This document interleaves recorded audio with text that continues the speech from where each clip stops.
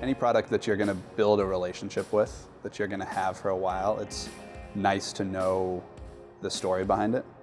And I think we realized in this industry, especially in the watch industry, there's so much gray area. There's so much made here, built here, that we never really wanted to say this was made in one place. We wanted to say this is who made it. And so having that transparency and being able to point out every part in our watch, where it was made, and we're proud of the people that we work with, where we source our components, and we want our customers, our clients to know, this is what goes into your product, this is what goes into that watch you're wearing.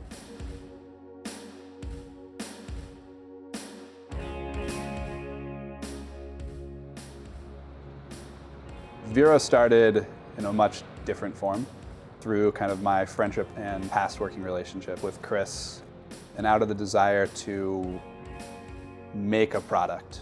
We didn't quite know what that product was when we started, but we've both been in retail and not liked selling someone else's product and having it come back and have customers upset for whatever reason that was out of our control. Over beers one night, Chris said, I really just want to make a watch. Rather than just prototype somewhere else, design something, send it off to get made, see what comes back, start over. We wanted to design, prototype in our own shop, on our own timeline, and have full control. So we stopped everything else we were doing and figured out how to make watches.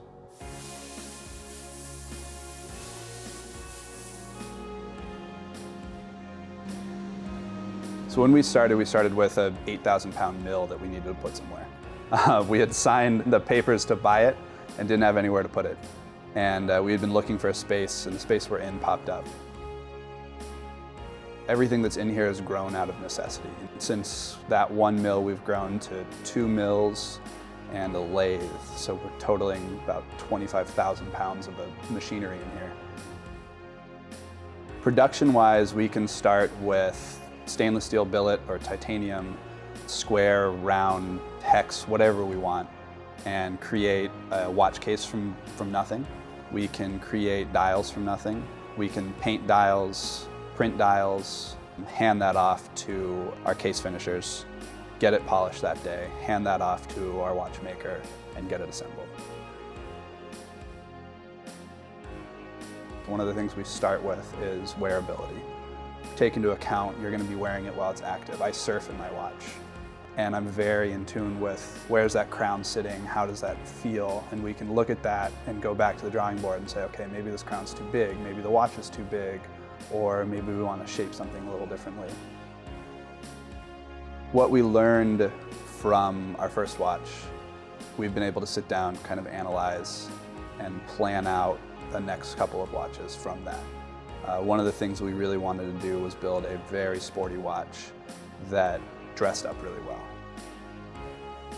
We're manufacturing almost everything in-house besides the movement, so it allows us to be really quick on our feet with it. We can go from no watch to a watch to our polisher in about 2 hours. We want to make products that you're not afraid to wear, you're not afraid to use. We don't want it to be your most expensive watch, not necessarily your cheapest watch, but possibly the one you wear the most.